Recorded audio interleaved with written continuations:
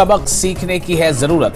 Doctor Farooq Abdullah का बयान, कहा ज्यादा देर नहीं चलेगी बांग्लादेश में फौज की हुक्मरानी, अबूरी हुकूमत बनेगी और जल्द ठीक होंगे हालात। नेशनल कॉन्फ्रेंस के सरबराह इंतखाबात में ताखीर पर है नाराज। फारूक अब्दुल्ला ने कहा हुकूमत जानबूझकर कर रही है ताखीर।